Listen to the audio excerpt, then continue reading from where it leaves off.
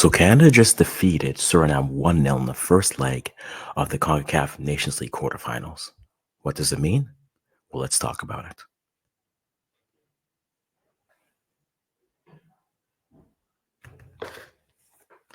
Hello, guys. Welcome back to the Africans. What does this mean? Is basically our match reactions. So if you like this type of content, make sure you give us a like, comment, subscribe, all the fun things.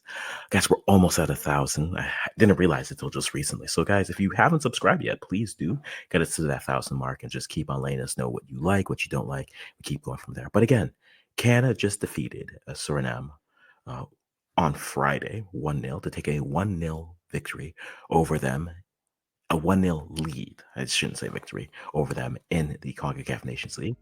We're going to talk about what that means moving forward. I think the first thing that you have to start off with, there's a lot of a lot of things which were great, some things, great experiences. But let's start with the lineup. We went from there. Look at the lineup. We saw Jesse Marsh started with Dane Sinclair, Alistair Johnson, Moise Pompito, Joel Waterman, Rich Laurie in the back line, Ishmael Kone, Stephanie Starkill, Jacob Schaffelberg, and Ali Ahmed in the midfield, and Jonathan David and Tenny Ogweshi were your forwards or your nines. I think this was an interesting decision. Dane Sinclair, I saw a lot of people calling for him to be the starter just because he's the most form, and that's fair. Waterman over Jamal Miller, I was a little bit surprised, but then not, especially looking at who Marsh looked at, especially in the Panama game, who was going to be great as Kone being back in the lineup was a good sight to see, as well as Alistair Johnston. With no Alfonso Davies, Larea, figured to be that replacement. And then up top, Oluwasi over Laren was a bit of a surprise. Laren did not feature in this match at all. I'm a little bit curious to see. This game is a bit of an interesting game. It wasn't a great game for Canada. It wasn't a terrible game. You saw Suriname was sitting back to really defend, and I think if they were a little bit more pragmatic and more on the front foot, they may have created more opportunities in transition. Though Moise Pompito is a great eliminator with his pace and his learning playing there. I don't know what he's going to do with club now. With no, I'm sorry, Eric Cornelius. Yeah, but we'll digress. I mean, the first half has a lot of things to talk about. You have Tenny going double doink off the post. You have Jacob Schaffelberg bombing up the wings on the side. You have players like Ali Ahmed game positions. I think that the thing that I think found the most frustrating in that first half with Jonathan David as a nine, the more I've talked to some of my friends, colleagues, all the other things, the more we look at him, the more he's figuring into that more of that 10 role, which isn't a problem. It really isn't a problem to me. Where I think it becomes problematic is when you have a player like Ishmael Kone who likes to also occupy those spaces. How do you then find that balance? Because especially when you're trying to play, I think Tenny, you can see with Marsh, he loves his players. He loves being able to press. He loves that piece. And not that Kyle Laren came to do that. Tenny certainly is much more fleet-footed. But what you saw in some of those opportunities, you saw him, okay, on switches, moving the ball quickly, did that. That's where Tenny's double point comes in.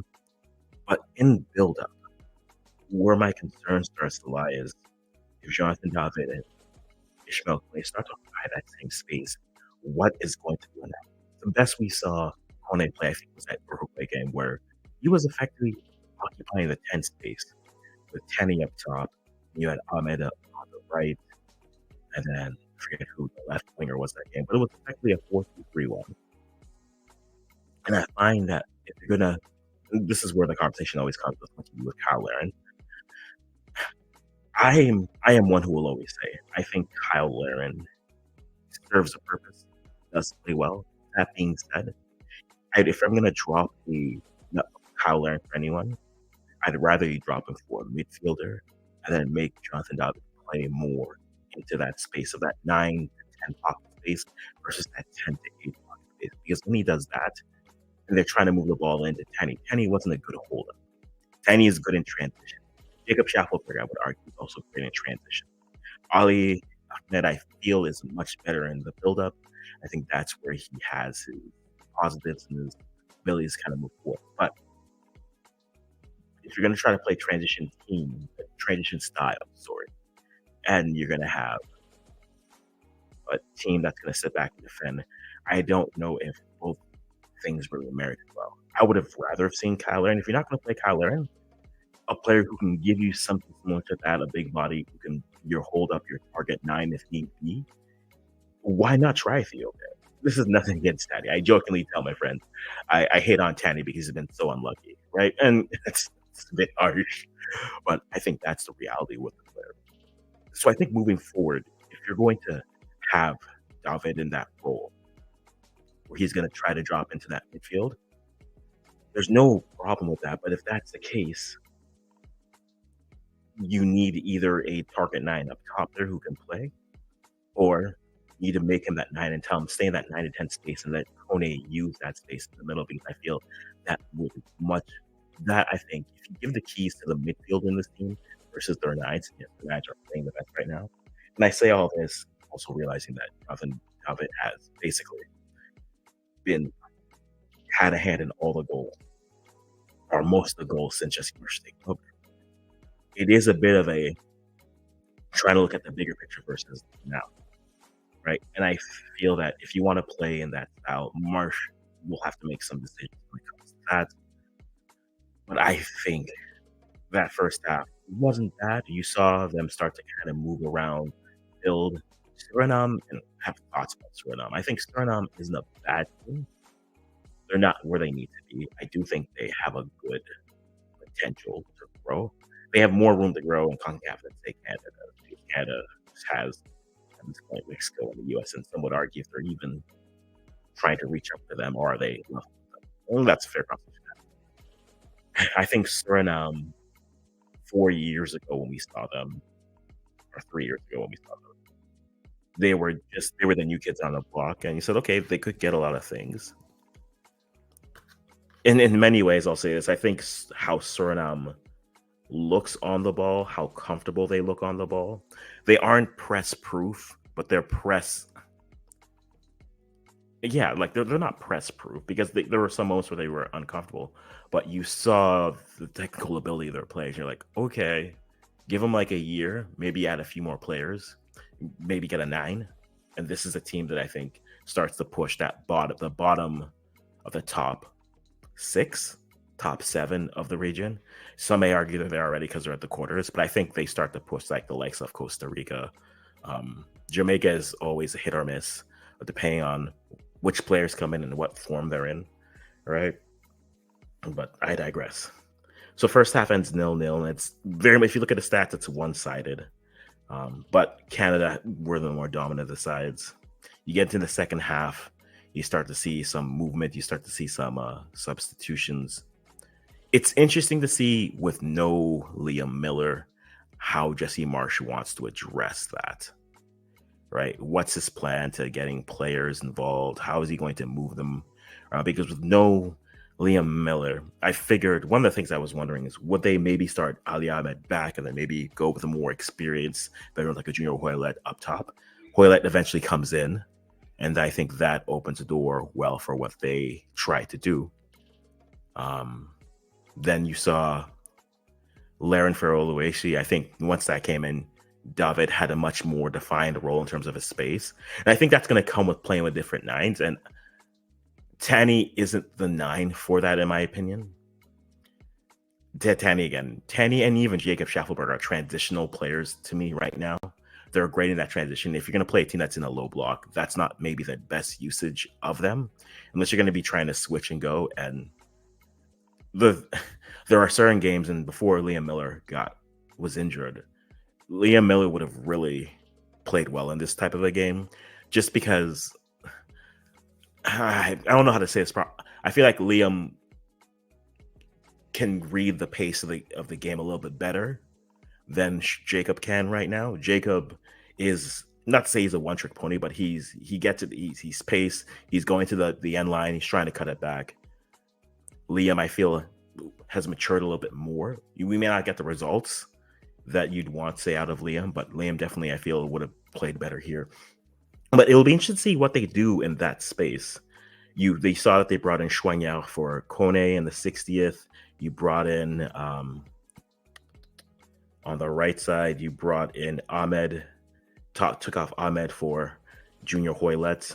Junior Hoylett ends up scoring the goal in the 81st minute, and Canada goes on to win. Suriname had a couple opportunities. Set piece corner hits the top of the crossbar. Dane Sinclair wasn't really tested too much. You definitely see the traits of why people are high on that player. Athletic, movement, great with his feet, giving you the options of movement all around. I think that works well. I don't know if he's your number one. I think it's a fair neck and neck. I'm not married one or the other, but I feel like this was the right call. You play him in this game, and if it goes wrong, you have Maxime Crépeau, who's a steady vet who can come in. But why not give him an opportunity here? Right, for adversity with a side of chips, might as well do that. I wonder how Marsh wants to approach now the second leg. Right, they're up 1-0 with an away goal, meaning they know Suriname has to try to come and attack. I think the lineup started here. That would have been the ideal lineup to start against them in Toronto. I don't think they're going to do that. I think they're going to start Laren. I wonder what he does on the wing and the midfield. If it was me, I would have looked to change and say I would drop Tandy and put in Mathieu Choignard. And the reason why I would do that is because once you do that, then you can either go 4-3-3 with 2 8s or a 4-2-3-1 with Kone as your 10 effectively. And I think that unlocks the space a lot better. David can pick a pass, but I feel like Kone can also pick a lock and be that late arriving midfielder who can really start to create moving forward. I do wonder what that is, but I think Hoylett, Junior Hoylett being the one who scores the goal. The streets remember when he decided to represent Canada back in 2015? The streets will always remember. But I'm very much curious how he wants to approach that. Crépeau or St. Clair and net wouldn't bother me one or the other. It's the end of the year. He's playing well. Might as well give it to St. Clair. I think I'm fine with either St. Clair or Crépeau. I feel that Crépeau might be the better choice in this type of a game because you assume they're going to be under pressure, but Canada could play the game where they just say, hey, let's get a couple goals. You almost want their first half versus Jamaica that they had at Nations League versus their second half. And that's what I want to see. I want to see, can they now put a team away and have a professional outing, right? Whether it's just a 1-0 game, whether it's a 2-0 game. I think they can certainly do so. I think, though, they do need to be careful. I don't think they need to sit back and try to defend the whole time. But I do know that Suriname, they're technical enough. They may not have the no, I'm not going to say talent. I'd say they're technical enough. They may not have all the pieces to really threaten Canada consistently, but Geraldo Becker is there. Vlater can get into spaces. Things to watch. Lorea has a yellow. Alistair Johnson has a yellow as well. So your fullbacks are sitting on yellows, which means maybe they start a Sam Adekubi. Maybe that's the call. Because other than that, you're either playing Nico Seeger out wide, or you're going to try to play a back three with Jamie Knight-Labelle. I wouldn't be surprised if you see Jamie Knight-Labelle if this game maybe gets a little bit more out of hand. They give him a cap just to keep Wales off of him as you go. But I'm wondering what did you like about this game? What stood out to me? If you look at the stats, it felt dominant. Suriname were they were a deterrent, but they weren't stopping Canada. That's what I would say. They certainly did their job, but Canada was able to go through. So I'm wondering, guys, what would you change about the lineup? What did you like about the game? Let me know in the comments below. And as always, guys, I'm going to stop talking right here.